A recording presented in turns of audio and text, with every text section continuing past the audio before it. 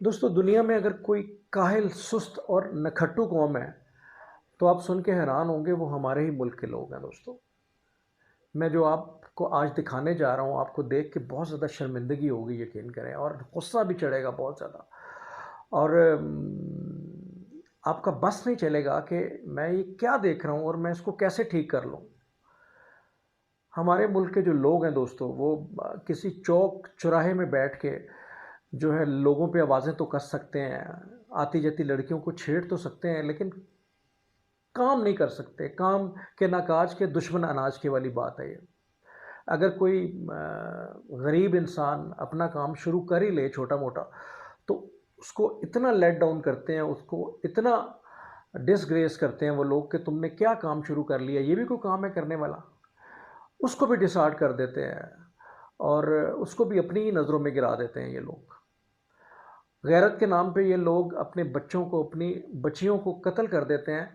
उस वक्त इनमें बहुत ताकत होती है, लेकिन अगर इनको कहा जाए कि कोई निकल के बाहर काम काज करो, अपनी फैमिली को सपोर्ट करो, उस वक्त ये काम काज के नहीं होते और वो काम नहीं करते और इनको चारपी पे बैठ के खाने की आदत पड़ जाती है। आज मैं जो आपको दिखाने जा रहा हूँ दोस्तों, आपको देख के शर्मिंदगी तो होगी होगी, लेकिन आप बेबस भी हैं कि शायद ये हमारी किस्मत में लिखा गया है या हम ऐसी ही कौम बन गए हैं।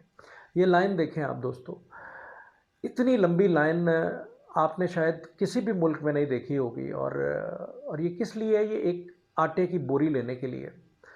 ये आप लाइन देखें, तकरीबन मेरा ख्याल है ना करते भी ये लाइन जो है ना 2 किलोमीटर से भी ज़्यादा की लाइन है ये दोस्तों।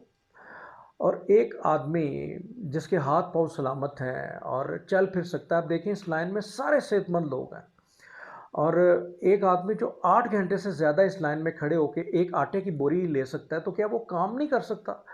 क्या वो अपनी फैमिली को सपोर्ट करने के लिए छोटा मोटा काम नहीं कर सकता? कोई कोई मजदूरी नहीं कर सकता? वो क्यों पसंद करता है इस लाइन में खड़ा होके एक आटे की बोरी लेना?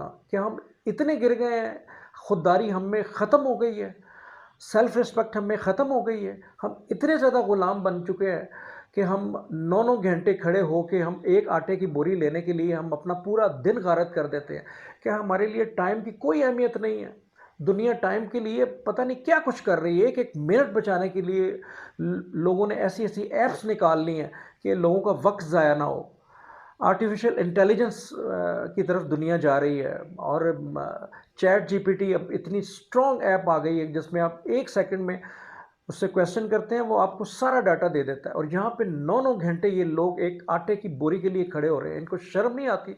इनके हाथ पांव सलामत हैं, इनके आंखें सलामत है, चल फिर सकते हैं ये, लेकिन ये काम काज क्यों नहीं करते?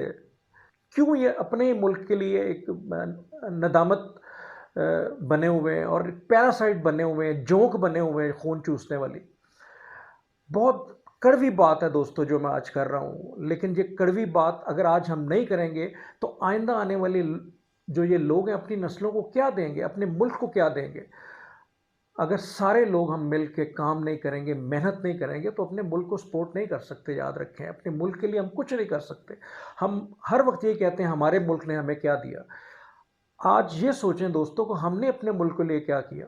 तो दोस्तों, खुदा के लिए अपनी गैरत को जगाएं, ऐसे कामों के लिए गैरत को जगाएं कि आपकी इज्जत हो, मुआशरे में आपकी रिस्पेक्ट हो, आपको लोग इज्जत की निगाह से देखें कि यार ये रिस्पेक्टेबल आदमी है। अपने काम को छोटा मत समझें।